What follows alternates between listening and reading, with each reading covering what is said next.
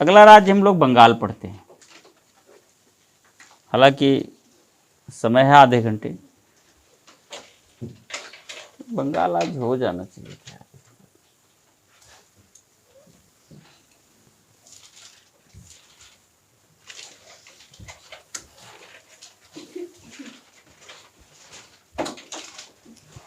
बंगाल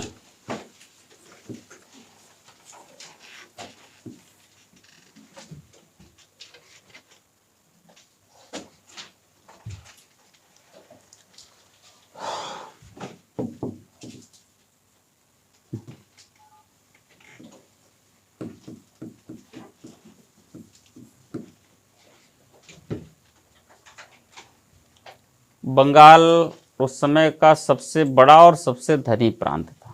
पहली बात, was the largest end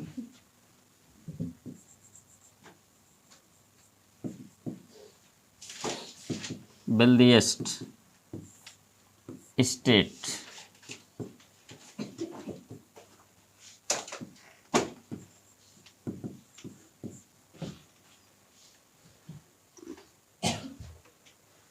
of that time.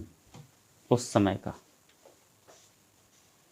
Bengal उस समय का बहुत ही बड़ा और धनी प्रांत था।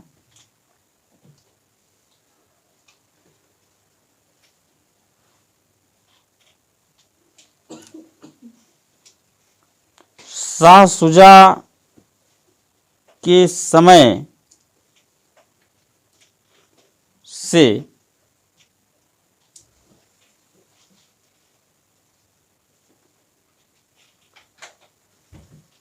अंग्रेजों का आधिकारिक प्रवेश हुआ वहां।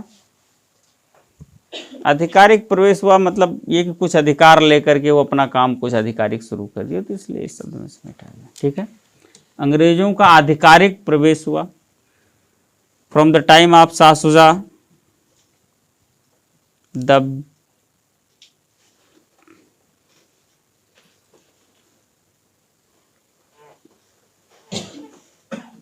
The Britishers entered into the Bengal with authority.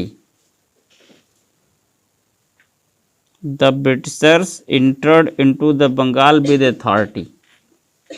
ठीक है, तो आपने लिखा हुआ पहले भी 3000 के बदले में बंगाल से व्यापार करने की छूट मिल गई, यही तो है। तो वो सब दोबारा रिपीट नहीं करना है, बस एक मेमोराइज कर लेना है चीज़ों को कि हम अंग्रेजों के कॉन्टेक्स्ट में बंगाल को लेके जा रहे हैं, तो स्टार्ट कहाँ से हुआ। तो आप शाह शुजा से स्टार्ट करो, जब 3000 रुपये वार्षिक कर के बदले में बंगाल के पूरे क्षेत्रों से व्यापार, बंगाल के सभी जो भी जितने व्यापार थे सब जगह व्यापार करने की अनुमति उनको मिल गई थी, है ना। इसके बाद 1772 में शाइस्ता खान ने उसको रिवाइज कर दिया, 3000 रुपये भी माफ़ कर दिए। इसके बाद अजीमुस शान ने 1698 में गोविंदपुर, कलकत्ता और सूतानाती की जमींदारी भी प्रदान कर दी। तो पहली बार एक पॉलिटिकल एंट्री यहाँ से मिल गई इनको। 1715 में शाही फरमान प्राप्त किया। ये सब आप लिखना, हमने लिखवाया है, कॉपी में है आपके, इकट्ठा कर लेना है, ये बेसिक एंट्रेंस है। ठीक है, तो 1715 में शाही फरमान फर्रुखसियर ने जारी किया, due to effort of John Surman delegation, जिसमें बंगाल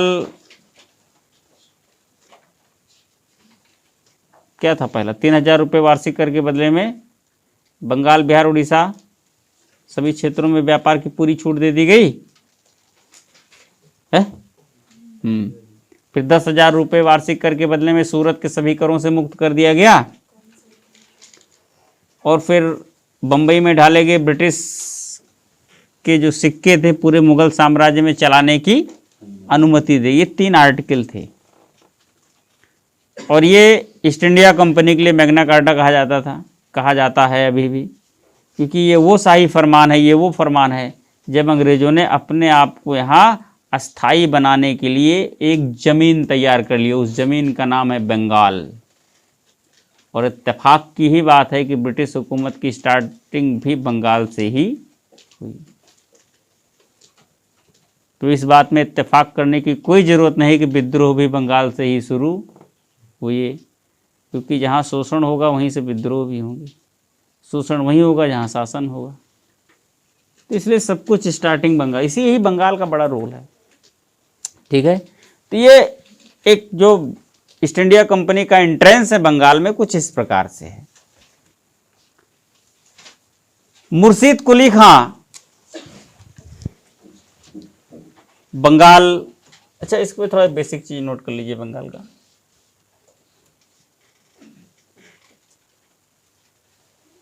राजधानी, कैपिटल, बेसिक राजधानी Dhaka, after that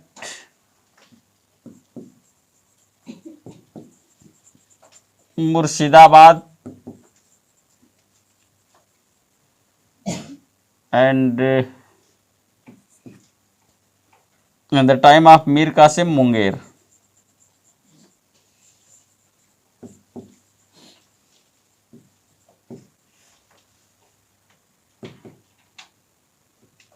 In the time of Mir Qasim Munger.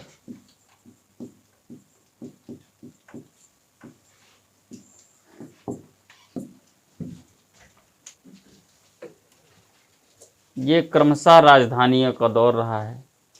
पहले ढाका रही है, फिर सिराजुद्दौला ने मुर्शिदाबाद बनाई और फिर मीर कासिम ने मुंगेर बना ली राजधानी। ठीक है, मुर्शीद कुली खां, नेक्स्ट लाइन में Murshid Quli Khan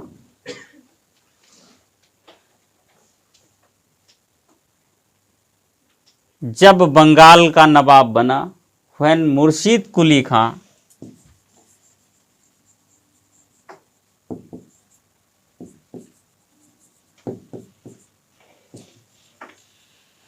become the Nawab of Bengal,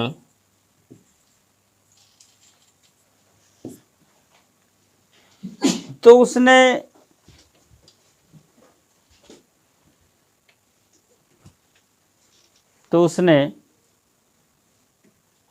मुगलों से अपना नाता तोड़ लिया। He broke his relation with Mughals. He broke his relation with Mughals. इसका मतलब राजनीतिक रिश्तेदारी है और कोई रिश्तेदारी नहीं, नाता तोड़ लिया।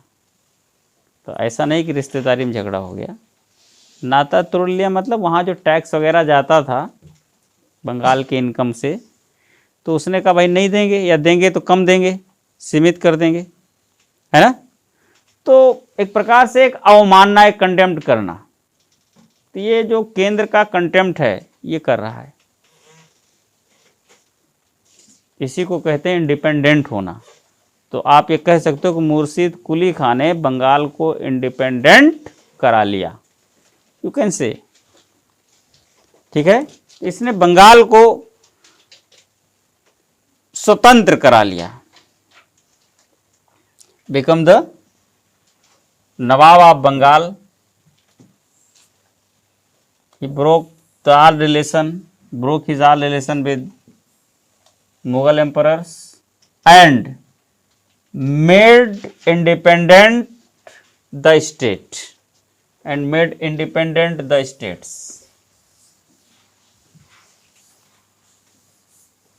ये स्टेट ऑफ बंगाल। मुर्शीद कुली खां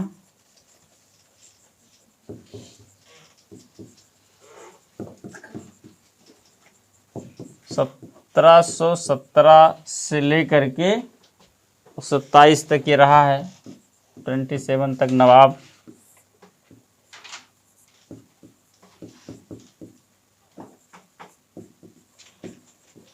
अभी अंग्रेज बहुत वो नहीं है, नोट कर लीजिएगा। पहली चीज़ तो व्यक्तिगत कुछ इसका है कि मुर्शीद कुली खां दक्षिण का एक ब्राह्मण था, पहली बात। ही वॉज ए ब्राह्मण फ्रॉम साउथ। मुर्शिद कुली खां दक्षिण का एक ब्राह्मण था। ठीक है, इसने बंगाल की बिगड़ी हुई अर्थव्यवस्था को सुधारने का काम किया। बस इतने लिखना है, बाकी सुधारा बहुत।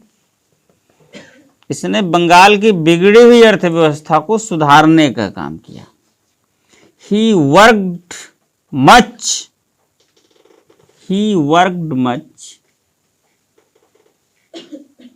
For reform of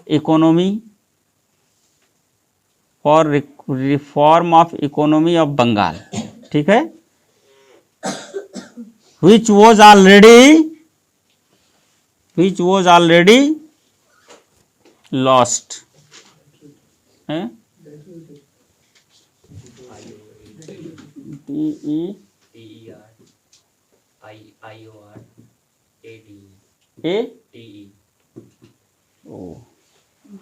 deteriorated। हाँ, ये तो कर लग जाएगा। ठीक है, deteriorated।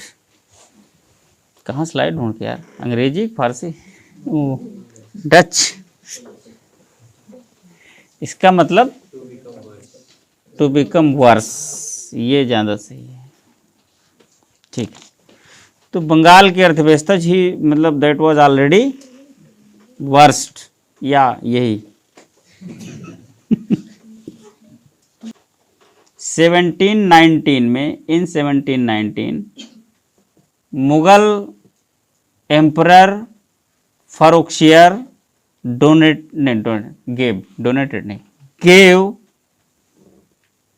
gave him the region of Odisha, the field of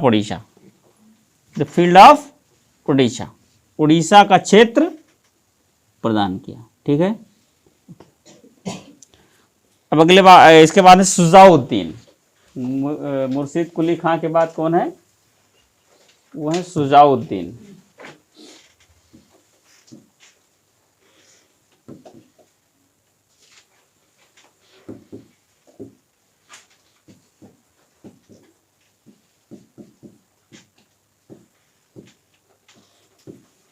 ये 1727 to 39 मुगल सम्राट मोहम्मद शाह ने इसे बिहार का क्षेत्र दिया।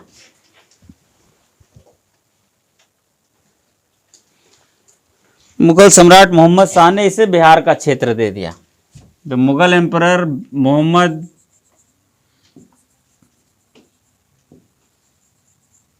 Shah gave him the region of Bihar. gave him the region of Bihar. तो उड़ीसा बंगाल में कब शामिल हुआ? अब एक प्रश्न ऐसे उठता है कि उड़ीसा बंगाल में कब शामिल हुआ। अब यहाँ आपको ऐसे नहीं लिखा है, लेकिन अब ये चीज़ निकालनी तो यहीं से है ना। तो 1719 में उड़ीसा बंगाल में सब बंगाल का हिस्सा बना, और ये जो बिहार वाला है ये कब बना यार? इसमें तो डेट नहीं लिखा है।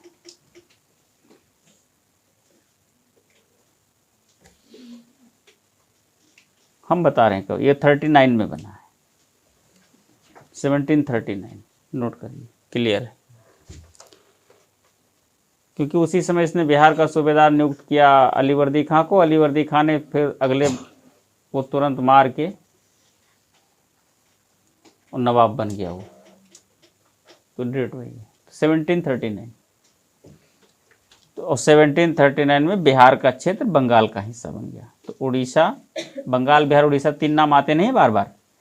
तो बंगाल, बिहार, उड़ीसा तीनों एक साथ 1739 में कंप्लीट हुई, जिसकी प्रक्रिया 1719 में शुरू हुई थी फर्रुखशियर के समय से।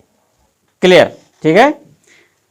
फिर सुजाउद्दीन के समय में एक लाइन और मेंशन कर लीजिए इसने बिहार का नायब सूबेदार अलीवर्दी खां को नियुक्त किया।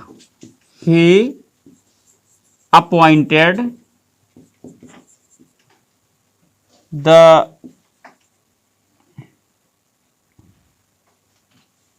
सब सूबेदार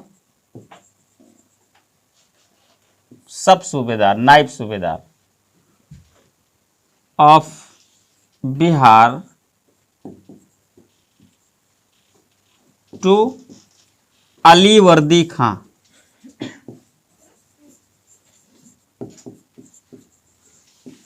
अलीवर्दी खां को बिहार का नायब सूबेदार नियुक्त किया।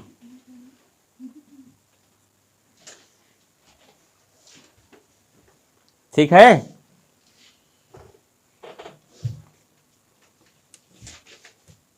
अलीवर्दी खां कहां से आ गया? जहां से भी आया हो उसको पहली पोजीशन बिहार के नायब सूबेदार के रूप में सुजाउद्दीन ने दी। पहली पोस्टिंग है। अब बिहार का क्षेत्र है तो वहां तो नवाब के, बंगाल के नवाब के अधीन का क्षेत्र है, बट जो उसको गवर्न करेगा वो तो बंगाल के नवाब के अधीन नायब सूबेदार होगा ना, उप सूबेदार होगा, तो वही है ये एकदम क्लियर है। ठीक है। अब इसके बाद आते हैं सरफराज खां 1739। सरफराज खां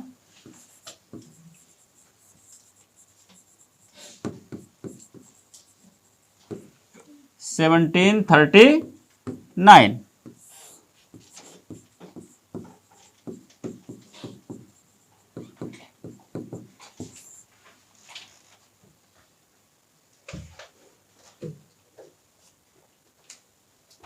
बिहार के नायब सूबेदार अलीवर्दी खां ने इसकी हत्या करके बंगाल पर कब्जा कर लिया, मतलब बंगाल हत्या कर दी, ऐसा लिखिए। बिहार के नायब सूबेदार अलीवर्दी खां ने इसकी हत्या कर दी। अलीवर्दी खां किल्ड हिम, बस शॉर्ट में लिखिए, अलीवर्दी खां किल्ड हिम। अलीवर्दी खां ने इसको मार दिया। एंड एक मिनट, एंड छोड़िए, इसकी हत्या एट द प्लेस ऑफ गिरिया नामक स्थान पर हत्या करी है। गिरिया नामक स्थान पर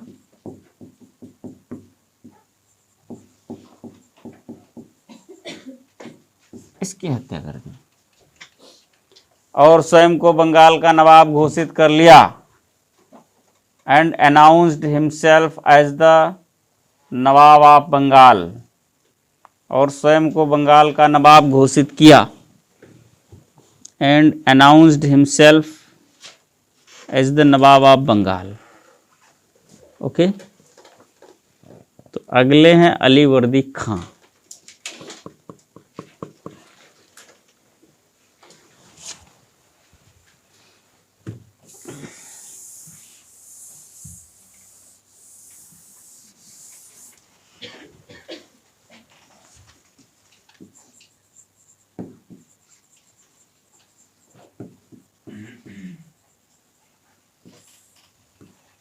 सेवनटीन 39 टू 56 या 56।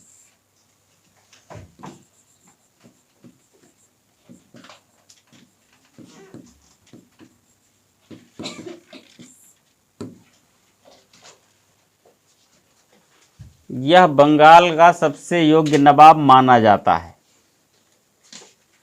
He is considered as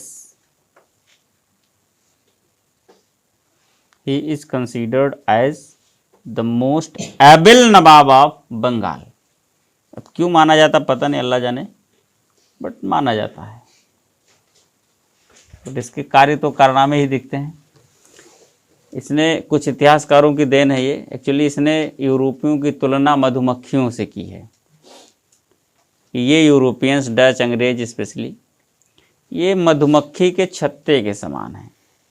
इनको अगर छेड़ोगे तो काट काट के बेहोश कर देंगी, अगर नहीं छेड़ोगे तो शहद देंगी। तो लोगों को, कुछ इतिहासकारों को बड़ा अच्छा लगा ये, कि फिर तो आपने बड़ा अच्छा किया कि इनको छेड़ना नहीं है, मतलब जैसे हैं जो कर रहे हैं उनको करने दो भारत में। इसलिए इसको घोषित किया कि ये बंगाल का सबसे योग्य नवाब था, एक कारण। बाकी उड़ीसा का क्षेत्र इससे मराठे छीन के लेके चले गए, बाकी कुछ खास नहीं है इसके बारे में, बस यही इतना है जिससे कारण काफ़ी योग्य नवाब था ये। अब वो वैल्यूएट करने की ज़रूरत है, इवैल्यूएशन की, क्या मामला सच है।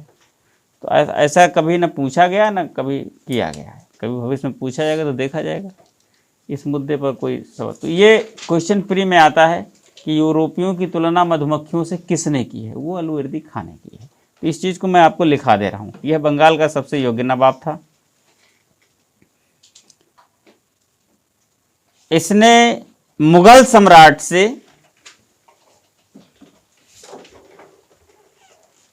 अपने पद को स्थायी बना लिया, पैसे वैसे दिया, 1 करोड़ 2 करोड़ दिया उसको, ये कहा कि मुझको स्थायी बंगाल का नवाब बना दो। कोई मुगल सम्राट ही बना सकते थे दिल्ली से, तो दिल्ली कोई भी शोधन कर सकती है ना, वो तो अभी भी कर सकती है। इसने मुगल सम्राट से अपने पद को स्थायी बना लिया। He made his post permanent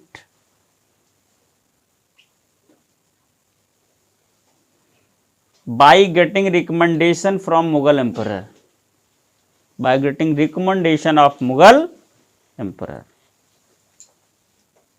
अब सही मुद्दा है, उसने 2 करोड़ रुपए दिया उसको, और वो लेकिन अब रिकमेंडेशन वगैरह लिख लो, अच्छा लगता है, थोड़ा सा नवाब लोग हैं।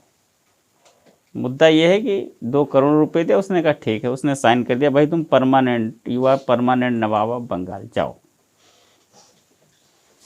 मुद्दा ये था, अस्थाई बना लिया, ठीक।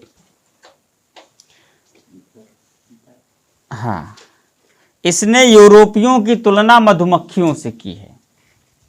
ही कंपेयर्ड द यूरोपियंस, इसने यूरोपियंस की तुलना मधुमक्खियों से की है। He compared the Europeans with honey bees, honey बीज। अब उसको अपने आप लिख लीजिएगा कि इसके अनुसार, अगर ये कहता था, इसका आधार यही था कि अगर इनको छेड़ा जाए यूरोपियों को तो ये काटेंगी, नुकसान पहुंचाएंगी, अगर इनको छेड़ा नहीं जाएगा तो ये हमको शहद देंगी, हमारे लिए अच्छा करेंगी।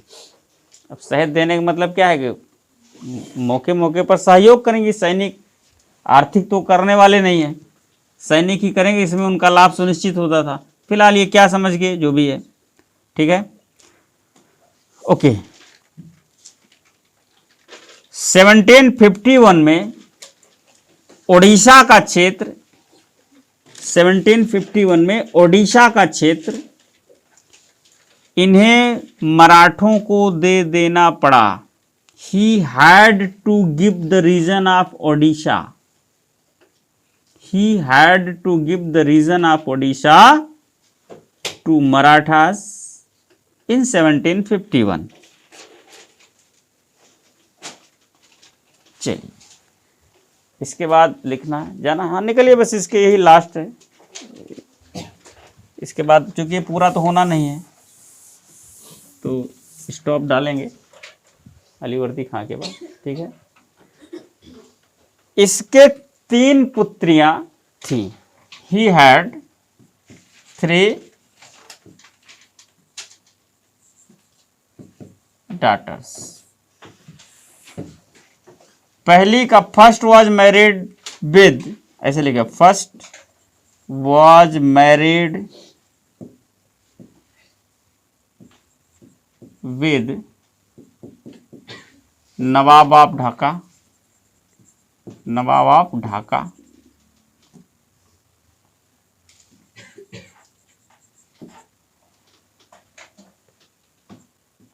Second was married with, second was married with Nawab of Purnia.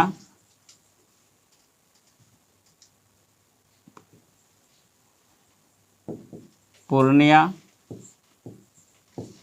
दूसरी पूर्णिया के नवाब के साथ ब्याही गई थी और पहली ढाका के नवाब के साथ ब्याही गई थी, ठीक है। और तीसरी पटना के नवाब के साथ, and third was married with Nawab of Patna. के लिए जो नवाब ऑफ पूर्णिया, नवाब ऑफ, ये सब ये उप क्षेत्र हैं बंगाल के। तो उप क्षेत्र पे नाइब सूबेदार, एक्चुअली नवाब कहा जा रहा है इनको, नाम से लोग नवाब कहते हैं, बट एक्चुअली नाइब सूबेदार हैं। बंगाल मेन है, उसके अधीन के क्षेत्र हैं, ये सब नाइब सूबेदार हैं जो नवाब के नाम से जाने जा रहे हैं। क्योंकि अब वो पुत्रियां है, वो नवाब है, तो विवाह करेगा तो लेवल के लोगों से करेगा, तो अब उसके बराबर के नवाब तो दूसरे प्रांत में मिलेंगे। दूसरे प्रांत में फिर उसने नहीं किया तो अपने ही प्रांत में उस लेवल का, मतलब छोटे नवाब है ना। आईएएस का विवाह पीसीएस से हो सकता, कोई इसमें बहुत टेंशन की बात नहीं है। लेवल है थोड़ा बहुत भाई, यही है ना। ओके, तो ये तीनों के साथ विवाह हुई। महत्व की बात यह है कि उसके जीवन काल में ही उसके तीनों दामाद मर चुके थे।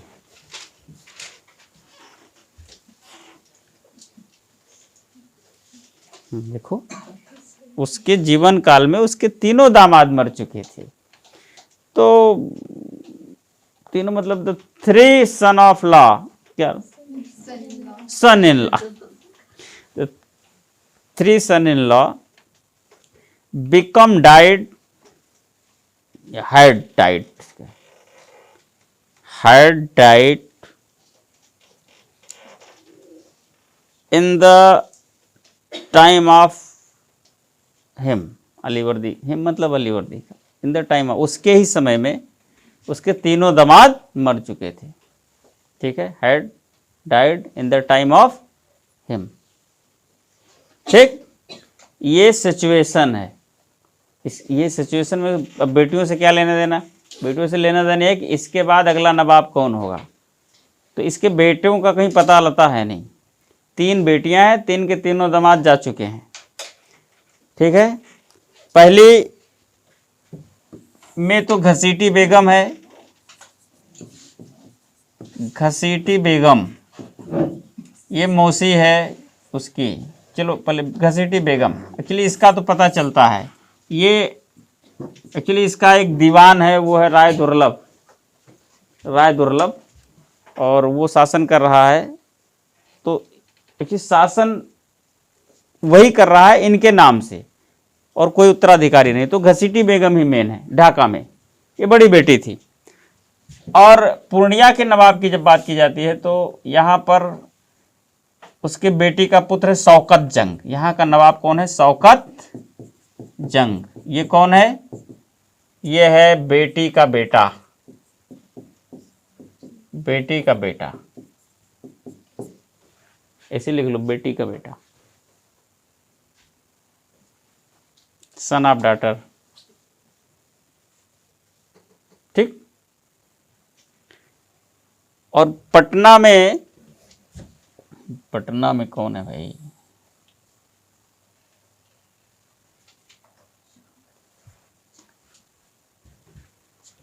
अच्छा हाँ, पटना को खुद गवर्न कर रहा बंगाल से। पटना में सिराजुद्दौला है, सिराजुद्दौला।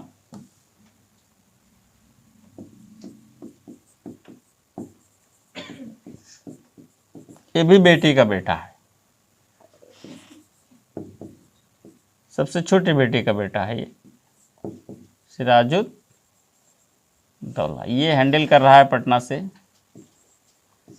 और ये ज़्यादातर नवाब के साथ रह रहा है, उसके प्रशासनिक कार्यों में भी बहुत योगदान दे रहा है, पटना को भी हैंडल कर रहा है। कुल मिला के नवाब के साथ ही रहता है।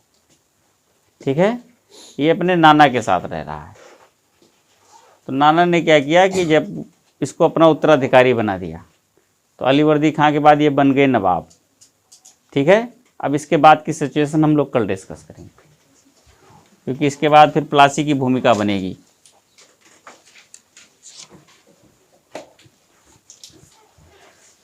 ठीक है।